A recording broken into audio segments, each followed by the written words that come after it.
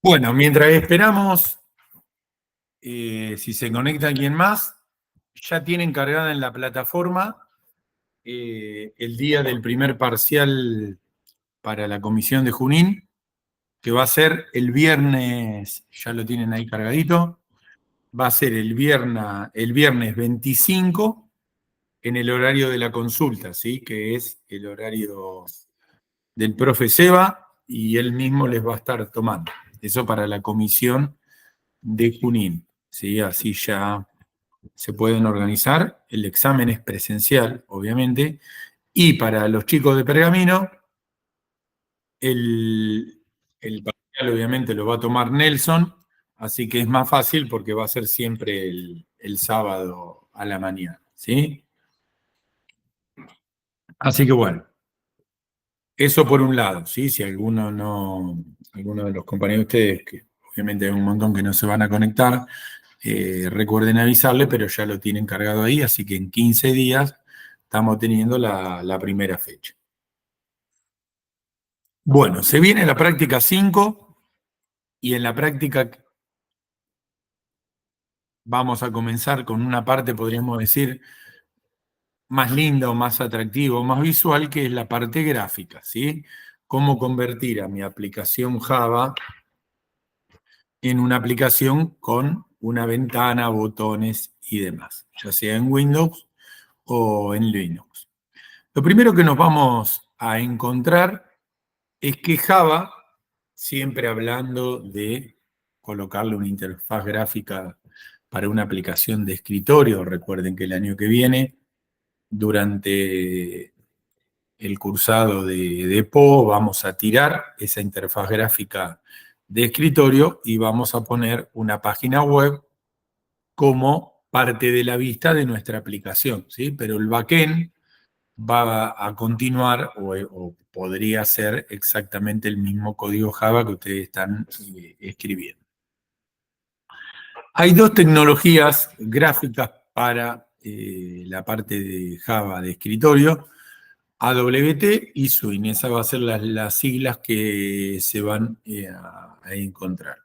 AWT, la tecnología original o más vieja, obviamente no la vamos a usar, pero sí es importante que la conozcan, que luego fue reemplazada por la evolución de la parte gráfica de escritorio que llega hasta el día de hoy, que se denomina Swing. Esas serían las dos siglas que van a tener. Cuando Java incorpora parte gráfica, lo hace de alguna forma para empezar a competir con toda la parte gráfica que estaban ofreciendo los lenguajes de Microsoft, más que nada. Podemos remontarnos al año 2000, a esa época. La tecnología de AWT sale como una recopilación de un montón de proyectos de software libre que iban surgiendo y fueron recopilados y organizados, ¿sí? Remontándonos a esa época y pensando en los recursos, fíjense que, como dice el primer párrafo, para empezar, consumía APIs propias de cada sistema operativo. Por lo tanto, el código no que no era solamente fácil de transportar de un sistema operativo a otro, tenía problemas del escríbelo una vez y córrelo siempre, sino que al utilizar las librerías gráficas de cada sistema operativo, se empezaban a ver distintos, ¿sí? Si yo hacía una ventana en Windows y una en Linux, se me empezaban a correr algunos componentes o había componentes que estaban en un sistema operativo y en el otro no. Insisto, remóntense a los principios del año 2000, problemas de compatibilidad de librerías, problemas de componentes que uno traía y otro no. Obviamente siempre la parte de Windows estaba mucho más avanzada con respecto a lo gráfico de Linux. Por eso digo, incluso ustedes no habían nacido en esa época, pero traten de remontarse a la precariedad de esa época. Faltaban componentes, había un montón de problemas. Fueron los primeros inicios de la programación en general, no solamente de Java, programación gráfica, ¿sí? Entonces incluso había hasta resistencia por parte de los usuarios que estaban más acostumbrados a usar la tecla Tab y hacer los input de manera tipo DOS, ¿sí? Bueno, un montón de problemas y además problemas de consumo de recursos, ¿sí? Por eso AWT tenía, como les vengo nombrando, problemas de compatibilidad, falta de componentes, consumo excesivo. Piensen que había poquita memoria RAM, había poquito procesador y dibujar un montón de componentes en una ventana hacía por ahí que se chuparan muchos recursos de la compu y se vuelvan bastante más lentos. Llega un momento donde esa tecnología, al volverse obsoleta, como todo, genera resistencia por parte de los programadores, lo cual rápidamente es captado por, por Java, por la gente que manejaba el lenguaje, detectando que debía evolucionar y largar componentes nuevos y hacer una mejora. Ahí es donde surge la segunda tecnología que evoluciona junto con los sistemas operativos hasta el día de hoy, que se denomina Swing. ¿Sí? Estamos hablando siempre de tecnología gráfica para dibujar ventanas en Windows o en Linux. Ventanas, no páginas web. Como dice ahí el último párrafo, y es la lógica de Java, no elimina la tecnología vieja, no la mata por si había software compatible con eso, sino que se genera una evolución totalmente nueva y totalmente distinta de esas claves denominadas swing. Y ahí empieza a aparecer, como dice el segundo párrafo, se empiezan a convertir cada elemento de Java en un componente, un botón es un componente, un combo es un componente, y se empiezan a agrupar en contenedores. Contenedores son agrupadores de esos elementos, ¿para qué? Para que cuando yo la ventana la agrando, la achico, la redimensiono, no se me mezcle toda esa organización. Empieza a aparecer el concepto de, acá está traducido al español, administrador de diseño, pero es lo que se denomina layout en inglés, que sería, se empieza a trabajar con la forma de administrar esos componentes en una ventana. Por eso se le llama administración de diseño. ¿Para qué? Para que agrando, achico, oculto, deformo, no se rompan todos los componentes. Recuerden que en Java todos son objetos y dentro de ese paquete javax.swing.jcomponent empiezan a aparecer todos los nuevos componentes. Todo lo que tienen la J adelante son los componentes de swing y los que no tengan la J son los que quedaron viejos de AWT.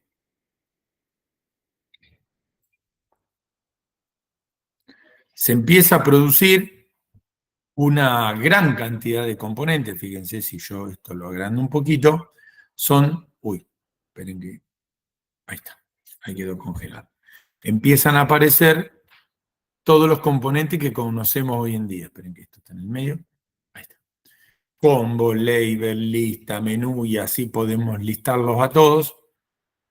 Acá tienen los componentes también relacionados a texto, pero fíjense que todos incorporan la J adelante. Recuerden, y repito, la letra J indica que son componentes de la nueva tecnología. Y quedan los componentes viejos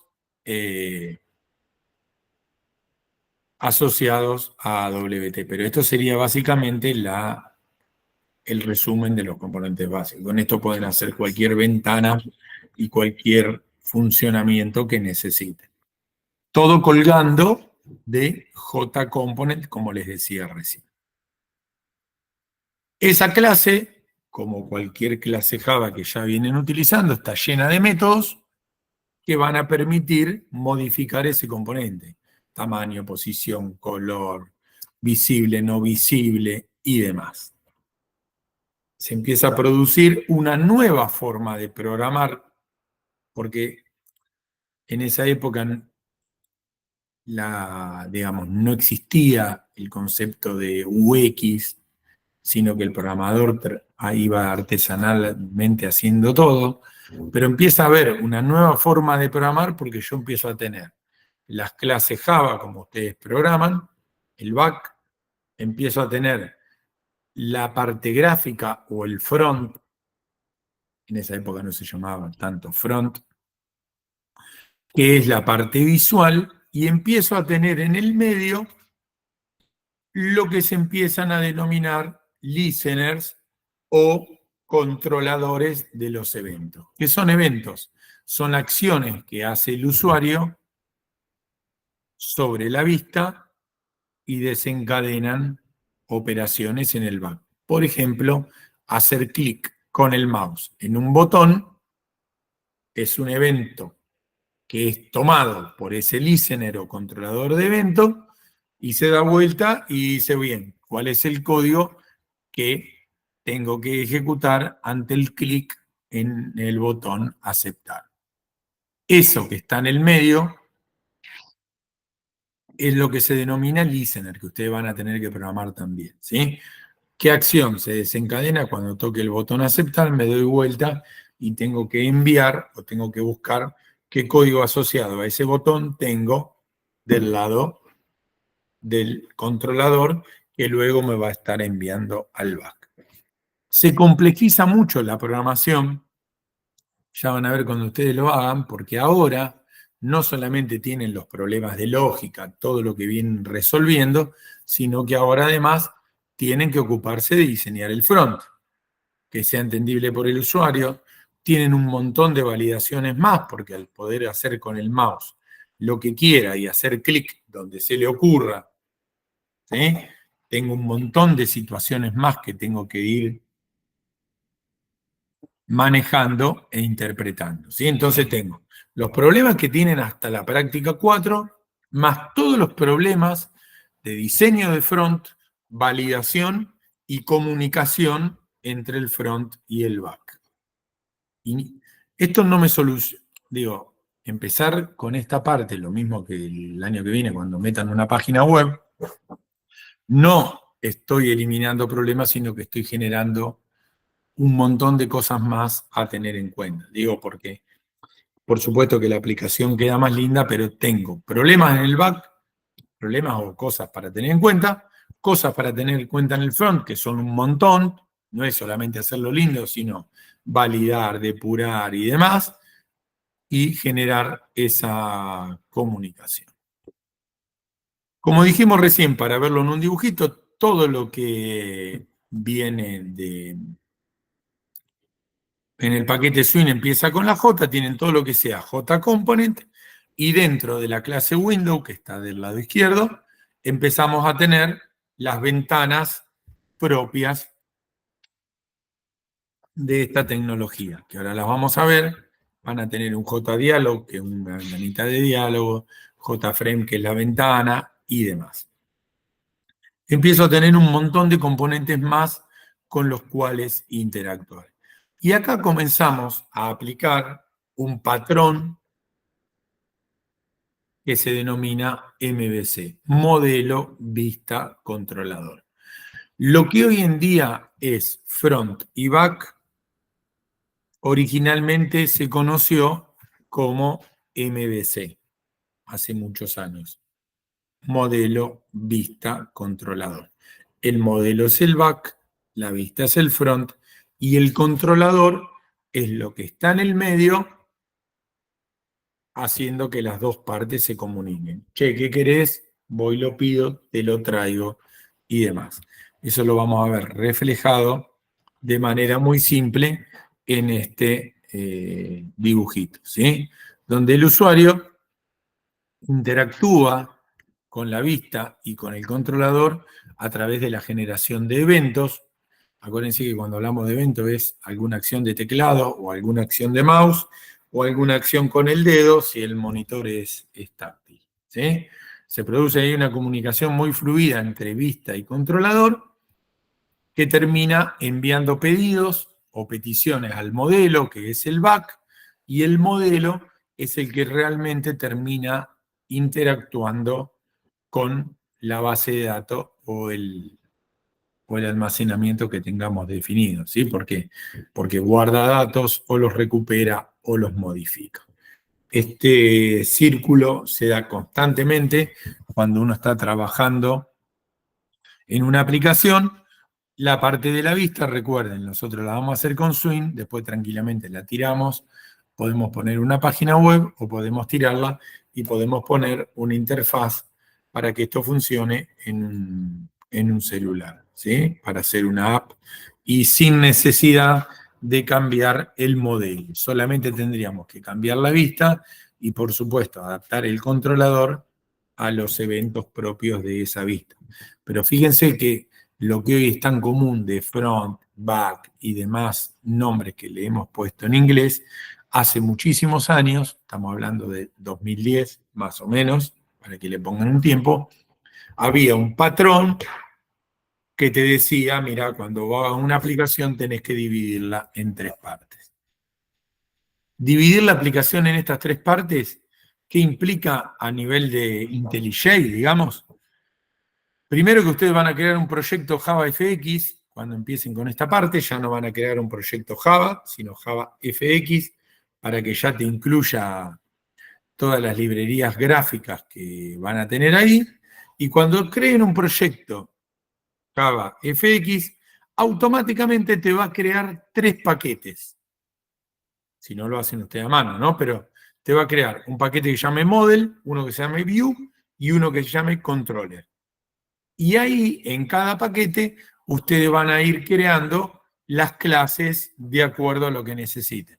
Si necesitan crear algo en el paquete View, lo que les va a crear es un formulario con la vista y van a poder arrastrar botones, combos y demás. La parte de las clases Java que ustedes vienen escribiendo habitualmente se van a ubicar en la parte del modelo.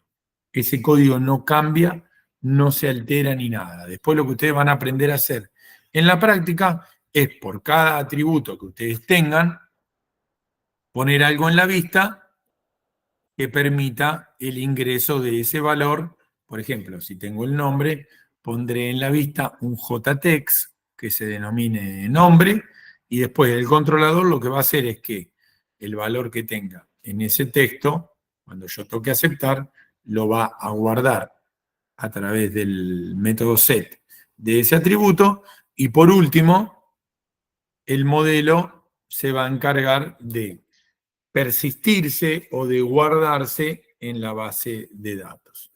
¿Sí?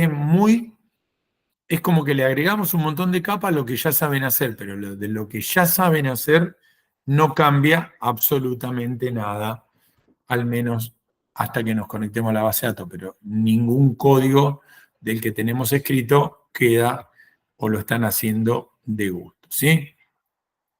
Este patrón denominado MVC no es un patrón de las características de los que vimos hasta ahora, sino que es un patrón, se lo denomina patrón porque es un molde, recuerden, me permite organizar la aplicación. Siempre insistimos con lo mismo, pero la idea es para que ustedes tengan en cuenta, por ejemplo, que la parte del modelo, si está bien programada y está bien armada, podría trabajar con cualquier tipo de controlador y con cualquier tipo de vista. Es más, por ejemplo, cuando yo uso la aplicación de del banco desde el celular, el modelo es el mismo, tiene una vista adaptada al celu. Cuando uso la aplicación del banco desde la página web, tiene una vista web, pero el modelo termina siendo siempre el mismo. Esta parte les va a organizar la aplicación así ahora va a hacer que la aplicación se engorde, hay que hacer muy prolijo, porque empiezo a tener ya un montón de clases más, por eso que es necesario tenerlas agrupadas a cada uno en un paquete distinto, ¿sí? De JComponent empiezan a colgar, como dijimos, un montón de cosas. Es una clase abstracta, obviamente. Recuerden la misma idea que venimos viendo siempre. Métodos genéricos para que todos los componentes tengan el tamaño, el visible o no visible y demás, y después las clases hijas los van implementando a su gusto. Y empiezo a tener un montón de métodos como los que empiezan a ver acá. Por ejemplo, set visible, ¿sí? Para ver si ese componente se muestra o no se muestra, o aparece más tarde. El color de fondo, color del frente, digo, la ubicación, el X, el get location te da el X y el Y de ese componente respecto a la ventana, tienen el set para moverlo, qué sé yo, tienen el size con su get y set para saber el tamaño o para cambiarle el tamaño a un componente, digo, es una lista gigante de métodos que cada componente implementa, pero a nosotros no nos importa cómo lo implementa, sino que los vamos a consumir para poder ubicarlos, moverlos, agrandarlos y demás. Tenemos contenedores, ¿sí? Como dice acá, la palabra contenedor es quien se encarga de contener a los botones, a los combos, a los labels y demás. Y para nosotros pasan a ser, podríamos decir, las ventanas. No son todas ventanas, sino que algunos son contenedores que van a su vez adentro de la ventana. Estos son los 5 estándares que vamos a usar en la práctica. El JWindow, ventanita que no tiene nada, ni botones ni nada. El JFrame es el más común porque es la ventana que tiene el maximizar, el minimizar y demás. Si lo utilizan en Linux, tomará el aspecto de Linux y tendrá algún botoncito del otro lado. Si lo utilizan en Windows, se verá como la de Windows. El JPanel es para agrupar componentes, pero a su vez el JPanel lo ponen adentro de un frame o de un window. Es como para generar vistas o divisiones dentro de la ventana, ¿sí? Después tengo el cuadrito de diálogo emergente. El JDialog es para decir, quiere salir de la ventana, quiere guardar, aceptar o cancelar y demás, para establecer un diálogo con el usuario. Y el último ya no se utiliza más,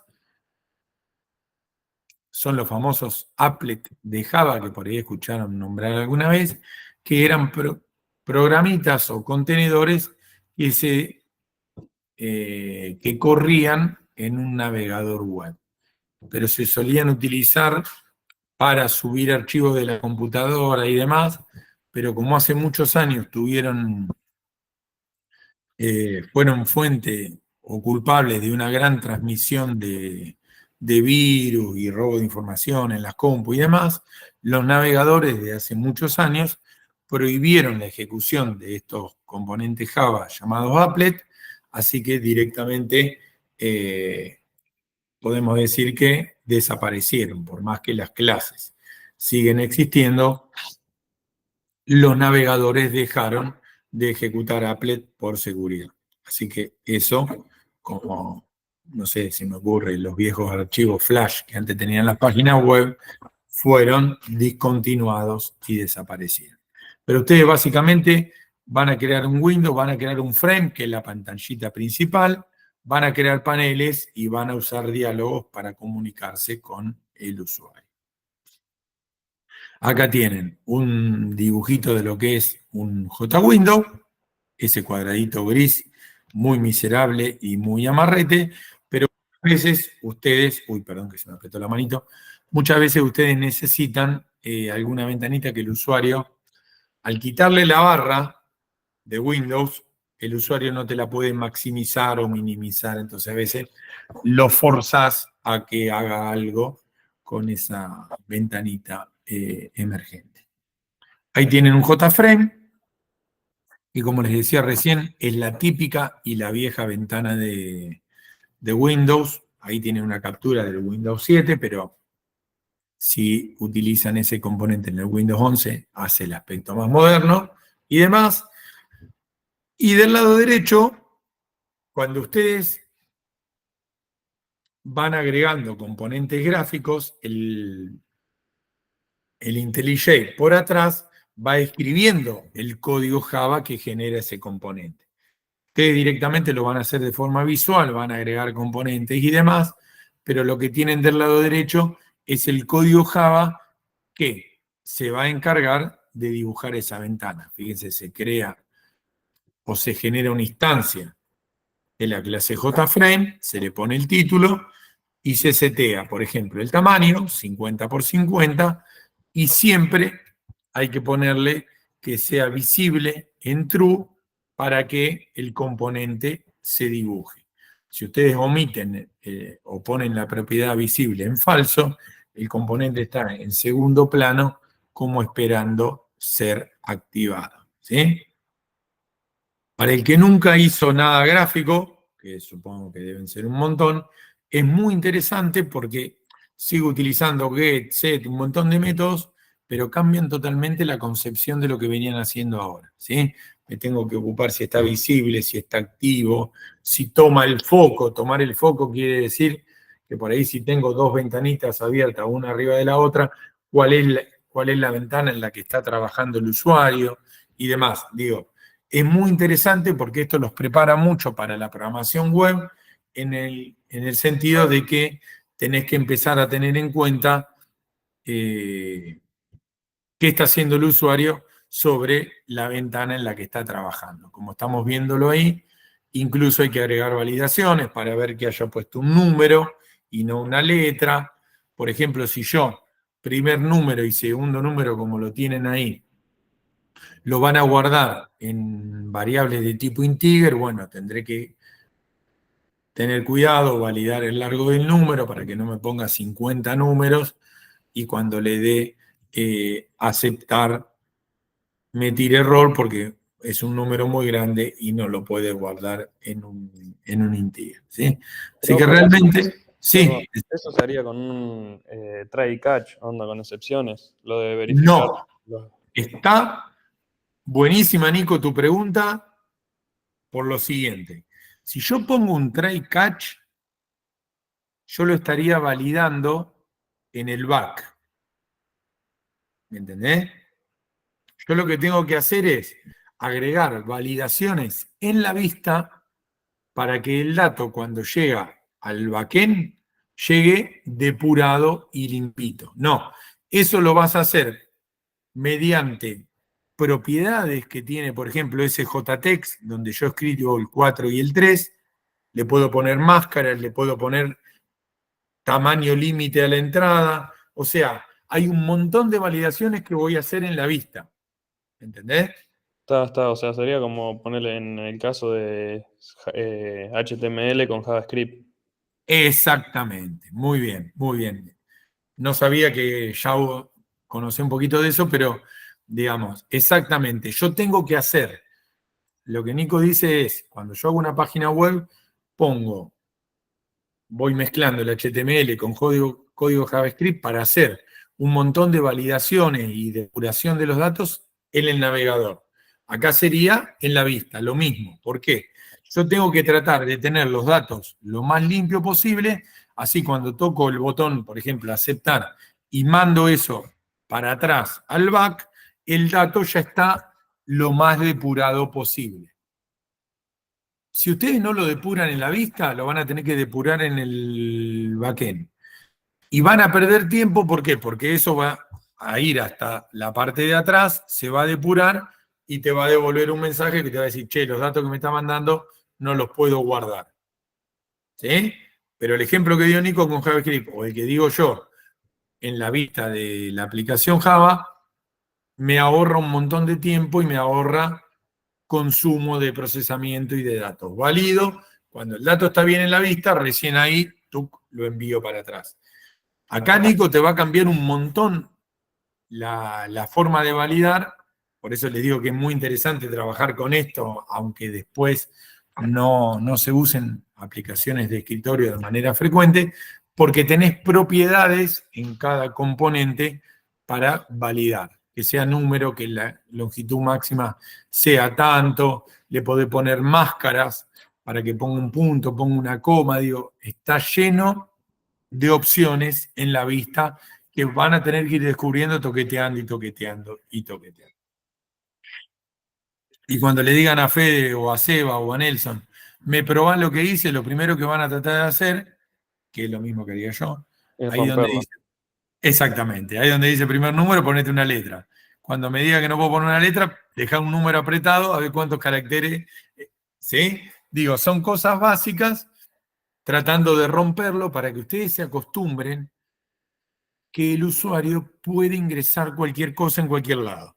Entonces hay que hacer todo un trabajo de validación en la vista para que lo que él ponga sea sólido. Lo mismo para si escriben una fecha.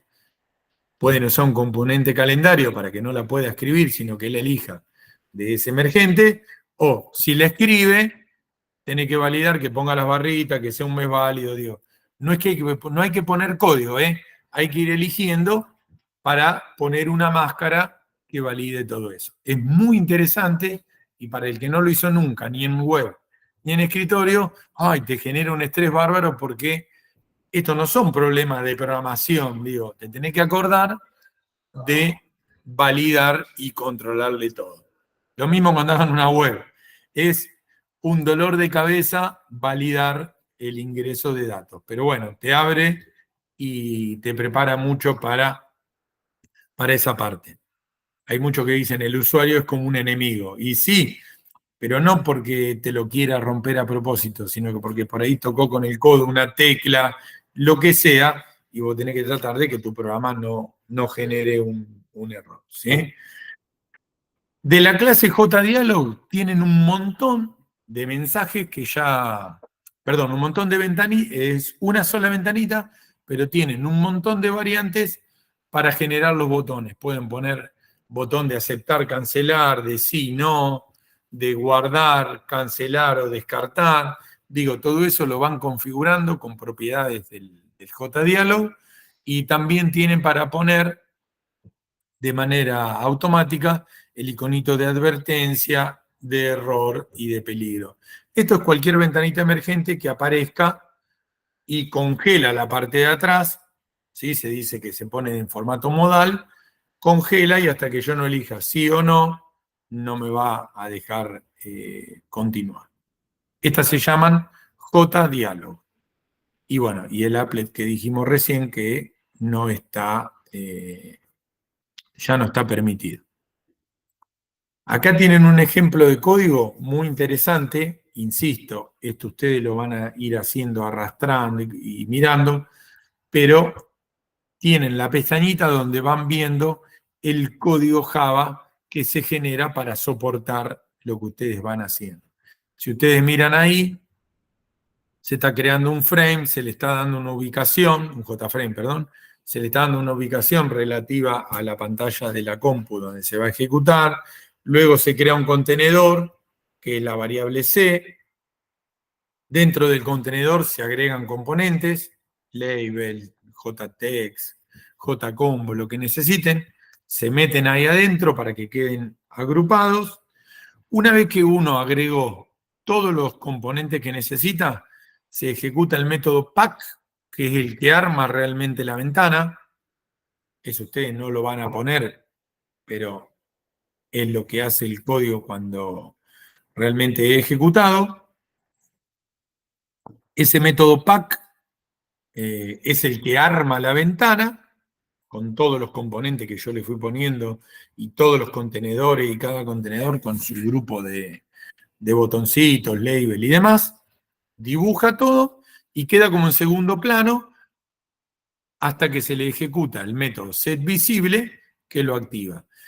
Vieron que cuando ustedes tengan algún programita de escritorio y todo, es muy común que traen una ventana, a veces después le ponen visible falso porque la sacan de la vista, usan otra y después la vuelven a hacer visible de nuevo y demás.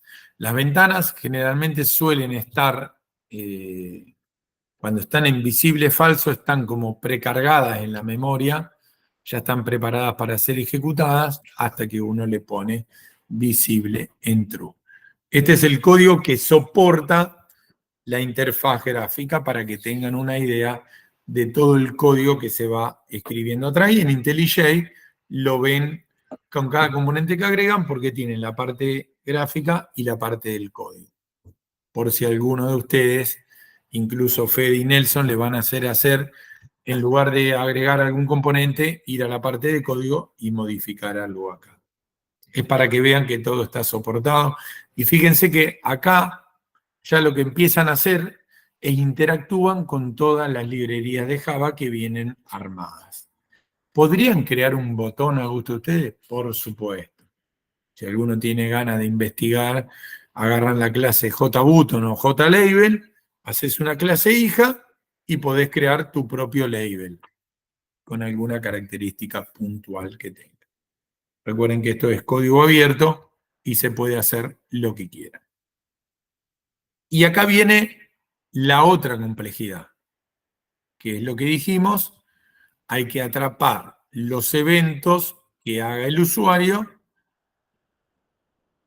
para ver qué hago cuando toco un botón y demás. ¿Sí? Cuando se genera un evento, que es una acción que hace el usuario, es atrapado por el listener, que lo que hace es el escuchador, digamos, toco el botón, me doy vuelta y digo, che, ¿quién es el código que se encarga de resolver el aceptar? Soy yo, listo, toma, te envío la petición. Eso sería un poquito el manejador de eventos. Fíjense que tengo el objeto fuente, que es quién genera el evento o quién genera la acción, teclado, mouse, monitor táctil y demás. Hay alguien en el medio que se llama listener, que es el que toma eso en el usuario, como le decía yo recién, de manera simulada, se da vuelta y dice, che, de esto quién se va a encargar. Y ahí le envía al objeto destinatario de ese evento para que lo resuelva. ¿Sí? Y estaría diciendo, che, vos te encargás del clic en el botón aceptar, bueno, tomá, listo. Acá llegó un pedido, resolverlo. Esto está todo automatizado. Lo único que tienen que hacer ustedes es decir, en el clic del botón actúa tal método. Esa conexión sí se hace a mano para que uno sepa que si el botón aceptar necesita del método guardar que está del otro lado, tiene que hacer esa conexión. Eventos hay 100 millones.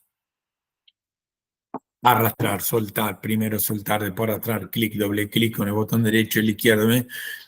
Ustedes de entrada lo único que se van a concentrar es en el clic del botón izquierdo del ratón, del mouse, y van a empezar con algo muy simple y después, una vez que lo saben manejar, le pueden poner acción a cualquier parte que se les ocurra.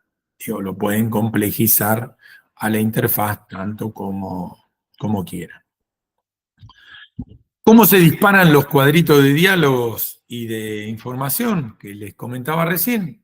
Utilizando la clase y ya traen métodos que, como les dice acá abajo, esperen que se los marco acá, si yo quiero un mensaje de información me va a salir con el iconito de info, si quiero un mensaje de error me va a crear un dialoguito con el mensaje de error o de advertencia o de pregunta. Eso es para interactuar con el usuario generando los mensajes de diálogo. Obviamente esto sí hay que escribirlo a mano porque no existe un componente mensaje emergente, sino que cuando toco el botón aceptar, ahí se ejecuta el evento y cuando programo ese evento, si necesito preguntar, ¿estás seguro que quiere guardar? Utilizaré un mensaje de información y demás. Pero esto sí se programa a mano. Ustedes cuando programan interfaz gráfica van a tener una mezcla de programación manual con programación gráfica. La verdad, bastante interesante el juego que van a tener que ir haciendo y es todo un aprendizaje. De esta parte, que es lo que generalmente suelen preguntar, ¿qué entra en el parcial? En el parcial no van a tener que escribir código de la parte gráfica, porque se hace muy complejo poder escribirlo o autocompletarlo. Pero sí van a tener alguna pregunta teórica de componentes y demás. Así que hay que leer bien las teorías y demás. En el final sí va a entrar esta parte. Pero más que nada, repito lo mismo del primer cuatrimestre, para el que apruebe la primera fecha, es importante que siga haciendo estas prácticas que les quedan dando vuelta, porque nos estamos preparando muchísimo para arrancar con la parte web. Entonces, si nunca hicieron nada web y nunca hicieron nada con una parte visual, es importante que sigan terminando los ejercicios para terminar de comprender los conceptos. La clase que viene, que es la última previa al parcial, vamos a terminar de ver el segundo tema ya un poquito más avanzado de todo lo que es interfaz gráfica. Y en la práctica 5, que es la próxima, ya comienzan a hacer un montón de ejercicios con esta parte. ¿Sí? Así que bueno, chicos, no hay mucho más para hoy. En un rato le subo la grabación y el jueves que viene vemos la segunda parte, que sería ya para la práctica número 6, que sería la última. ¿Sí? Y en 15 días el parcial el día viernes. No mucho más, así que métanle con la práctica, estudien, y esta parte realmente es la más linda porque ya le da una terminación al código que vienen escribiendo. Así que bueno, nos vemos el jueves que viene.